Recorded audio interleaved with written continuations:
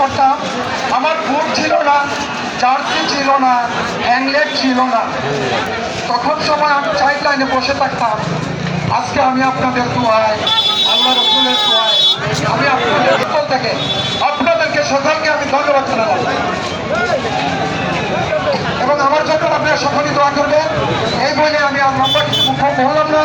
আর আমার একটি কথা হলো, আমাদের সোনারঘাট আমার অফিসার আছেন, আমাদের সোনারঘাটে অনেক ভালো ভালো খেলাধুলা হয়, দেশ বিদেশ থেকে অনেক খেলোয়াড়রা এখানে আসে।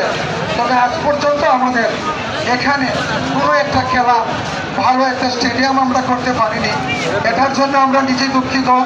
আমি স্যারকে অনুরোধ করব, যতটুকু পারেন আপনি একটা সহযোগিতা করেন।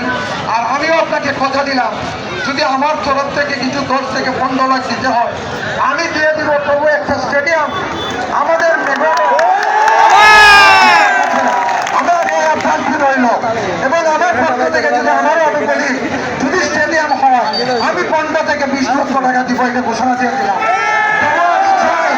এই চুনারঘাটের মানুষ শান্তিতে সুস্থভাবে স্টেডিয়ামে বৈশাখ খেলা দেখতে যেতে পারে, আমার সাহায্যের কাছে এই অনুরোধটা রইল।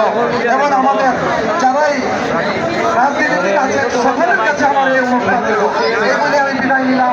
আসসালামু আলাইকুম।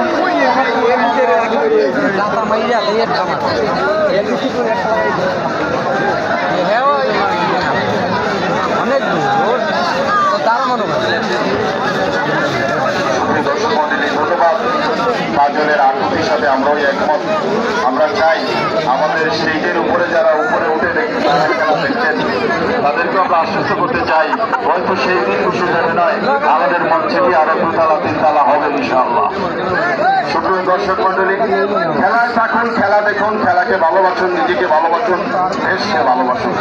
এবারে আমরা লক্ষ্য করছি দ্বিতীয়ার্ধের খেলায় উভয় দলই মাঠ সাজিয়েছেন, চমৎকারভাবে মাঠ সাজিয়েছেন। খেলোয়াড়দেরকে আধুনিক ফুটবলের একটি সৌন্দর্য রয়েছে আজকের খেলায়।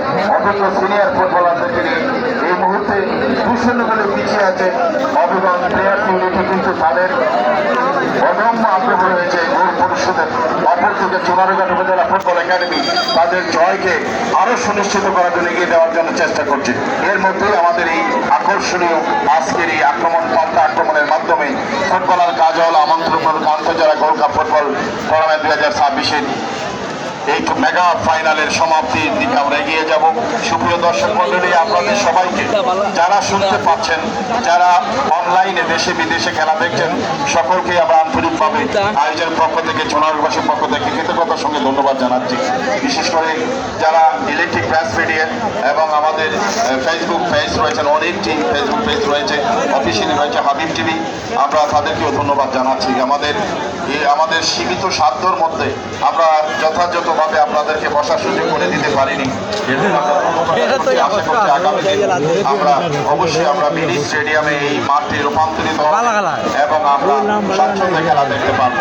আবারও পাল্টা আক্রমণ শুরু করার চেষ্টায় প্লেয়ার নিজেদের এবং দেখে নিচ্ছেন কেড়ে নিলেন অপি আবারও বল কেড়ে নিলেন প্লেয়ার ইউনিটির বিদেশি খেলোয়াড়। আমরা লক্ষ্য করছি আবু বাক্কার সামনে পাঠিয়ে দিলেন বল, সেখান থেকে আমাদের